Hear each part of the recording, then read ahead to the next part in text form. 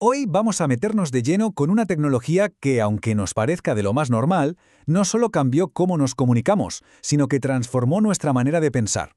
Hablamos de la escritura. Vamos a ver cómo esta herramienta ha ido moldeando la idea que tenemos de un lenguaje correcto y por el camino ha ido aplanando la increíble diversidad del habla humana. A ver, arranquemos con una pregunta que es casi un misterio. Prácticamente todo el mundo tiene una idea de lo que es hablar bien. Pero, ¿nos hemos parado a pensar de dónde sale exactamente esa idea? Vivimos rodeados de acentos, de dialectos, de formas de hablar distintas, y aún así persiste esa noción de que solo hay una forma correcta. ¿Por qué? Pues porque la realidad, el estado natural de cualquier lengua, es la pura diversidad. Los lingüistas le ponen un nombre técnico, heteroglosia, pero en el fondo es algo que vemos todos los días.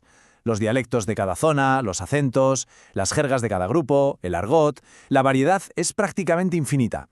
Y lo más alucinante es que con toda esa variedad nos entendemos. La diversidad, de hecho, funciona. Y aquí está el kit de la cuestión. Si lo normal, lo constante, es la variación, ¿de dónde sale ese empeño por crear y defender la idea de un lenguaje único, estandarizado, como si fuera un molde? Bueno, pues ese es el puzzle que vamos a intentar resolver, y la pista principal nos lleva a una invención que lo cambió absolutamente todo. Y aquí entra en escena nuestro principal sospechoso: la escritura. Normalmente pensamos en ella como si fuera simplemente una forma de grabar lo que decimos, ¿no? Pero es muchísimo más que eso. Es una tecnología que nos obligó a ver el lenguaje de una manera completamente nueva y, como vamos a ver, con unas consecuencias enormes. En esta tabla se ve el contraste, que es brutal. Pensemos en el habla. Es un evento, algo que ocurre en un momento y desaparece. Es sonido, es dinámico, depende del aquí y el ahora.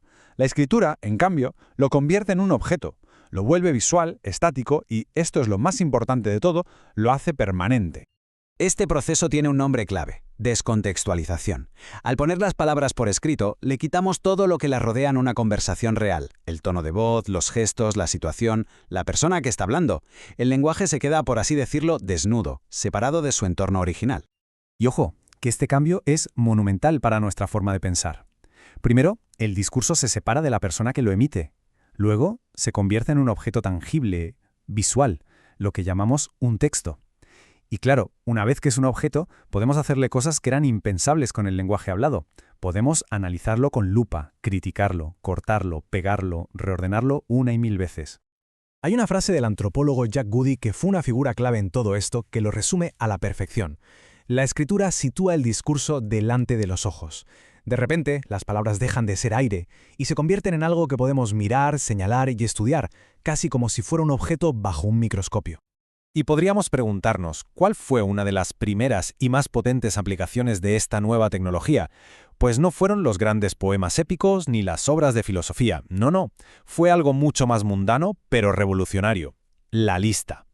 Las tablillas más antiguas de Mesopotamia, por ejemplo, eran básicamente eso: inventarios administrativos. A ver, la diferencia salta a la vista. La narrativa oral fluye, es una historia continua. La lista escrita rompe ese flujo por completo. Coge los elementos, los aísla de la historia y los ordena en categorías abstractas. Este simple acto, que nos parece una tontería, en realidad fomenta un tipo de pensamiento completamente nuevo, mucho más analítico y abstracto, algo casi imposible en una cultura que es puramente oral. Bueno, entonces, ¿qué tenemos? Tenemos una tecnología que convierte el lenguaje en un objeto y que fomenta el pensamiento abstracto. El siguiente paso era casi inevitable: que las instituciones, sobre todo los estados que empezaban a formarse, se dieran cuenta del poder que tenía la escritura para crear uniformidad. Y ojo, que esto no es una teoría abstracta sin más. Esta imagen, que es de un examen universitario real, demuestra que la escritura y sus efectos homogeneizadores es un tema de estudio central para entender cómo funcionan nuestras sociedades. No es una cuestión menor, para nada. ¿Vale? ¿Y cómo se consiguió esa uniformidad? Pues con una especie de kit de herramientas súper eficaz. Gracias a la escritura se pudo fijar una ortografía, crear las primeras gramáticas y diccionarios. Se escogió un dialecto, que casualmente solía ser el de la capital, el del centro de poder, y se impuso al resto a través de una institución que también era nueva: la escuela pública. Claro, la consecuencia inevitable de todo esto es que se crea una jerarquía. La variedad estándar, la que se enseña en el colegio y se usa en los documentos oficiales, empieza a percibirse como la única forma correcta, culta o legítima de hablar. Y todas las demás variedades, los dialectos locales, se van relegando a un estatus inferior, como si fueran versiones peores del idioma. Este proceso además fue absolutamente clave para construir los estados-nación modernos. Hay un concepto muy potente para esto, del académico Benedict Anderson, que las llamó comunidades imaginadas. Gracias a la imprenta y a una lengua escrita estándar, millones de personas que jamás se iban a conocer en persona podían leer los mismos periódicos, los mismos libros y empezar a sentirse parte de una misma comunidad, la nación. Pero, claro, la historia nunca es tan sencilla, ¿verdad? El proceso de homogeneización no es absoluto ni imparable. Siempre hay una fuerza contraria, un pulso constante que tira en la dirección opuesta, hacia la diversidad.